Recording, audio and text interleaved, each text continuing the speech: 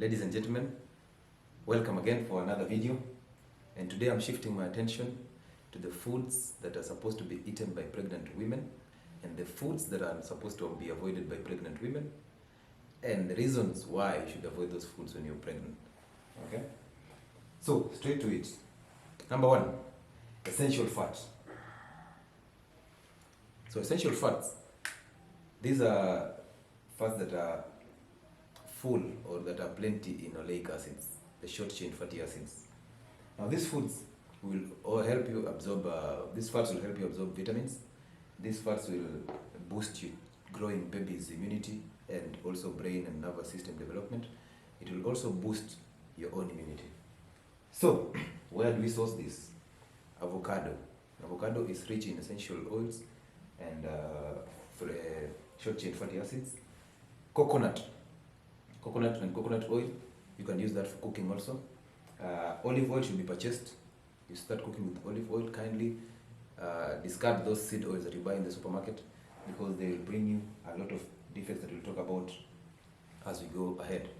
Then animal fat, the likes of lard, tallow, sweat, those ones.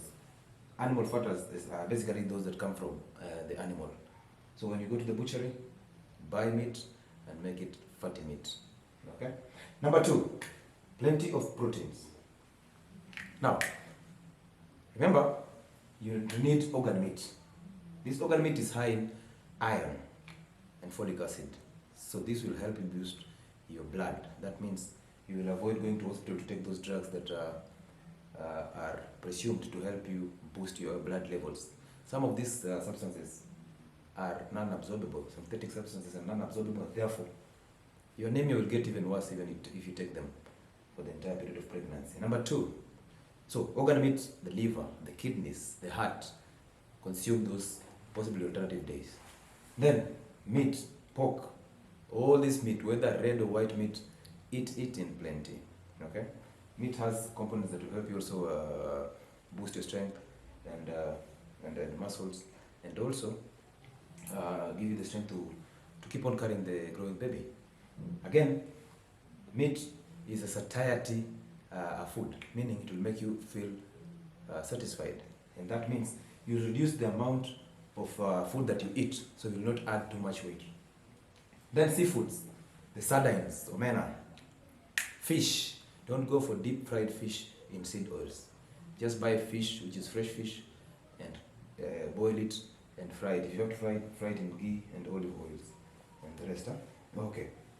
So yeah, we've said the seafoods, omena, fish, crabs, oysters, and all that. Next is eggs. Now, people tell you that eggs has high content of cholesterol. Yes, it does, and you need it.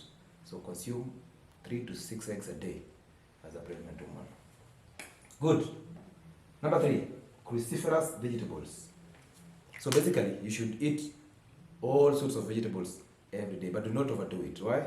Because you'll create jam in your stomach. Remember, you already have a growing baby that is pressing against your stomach, so you'll have all these refluxes, these ulcers, not ulcers, hyperacidity. And if you add that if you add these vegetables to already an existing condition, that means you will have constipation. So eat vegetables, but in moderation. Then, the most important are these two. These are not foods, but these are essential. Pregnant women should have enough rest. So sleep at least 8 hours every night. Okay? That is good for your developing baby and nervous system. The sun is vitamin D. Remember, this is a pregnant woman and your bones are becoming weak and you need a lot of strength. That's why you go to hospital and given calcium supplements. You don't need those supplements because they are highly synthetic and non-absorbable. Some of them are not absorbed, so they will not help you. And also remember, high calcium will cause you gastritis. So avoid those supplements. What you do, enjoy your midday sunlight from around midday to around 2. Go bask in the sun. You need that vitamin D for your bones. Okay? Yeah. So sleep and the sun are very necessary. Now, foods to avoid. Number one culprit is sugar. Number two is simple carbohydrates. You can eat complex carbohydrates and fiber. You can eat sweet potatoes, you can eat arrowroots, you can eat pumpkin, you can eat butternuts, you can eat green bananas and beans. But do not concentrate on simple carbohydrates. Do not eat the sugars. Stay away from sugar. Stay away from milk, haswa, packaged milk. So stay away from sugar, stay away from simple carbohydrates, stay away from seed oils, cooking oils, we've said that already. Then stay away from fries and pizza. These are foods that have high content of MSG, which is highly cancerous. Also, they will cause you to add weight, and you might even also add the weight to the growing baby. That means you'll have a very big baby. And wheat, stay away from bread, stay away from chapati, stay away from spaghetti, and all those wheat products. Why are we telling you to stay away from this?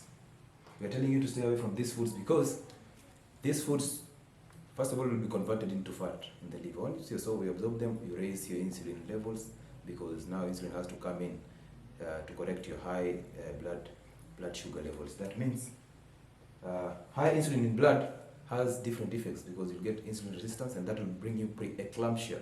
Preeclampsia, this is hypertension and convulsions in pregnancy. It's a very difficult condition to manage. For those of you who have gone through it, they know. So avoid all these foods because they lead you into preeclampsia and hypertension and diabetes in pregnancy, and you don't need that. Again, high insulin in pregnancy will affect your growing baby because insulin will cause a huge mass in the child. Again, the drugs. Pregnant women should use drugs as the last option and as prescribed by the doctor. Because drugs in pregnancy, there is no drug that is safe in pregnancy. Okay? We just weigh the benefits against the odds. So kindly stay away from drugs because they will either cause birth defects in your kid or your baby and also yourself. So, so disorders that come as a result of pregnancy and consumption of this. One, the cravings. Remember, cravings comes as a result of eating carbohydrates. Once you eat carbohydrates, blood glucose goes up. Insulin comes in to drop this blood glucose. So a chance of you going into low blood sugar goes high, and therefore you start craving again for carbohydrates.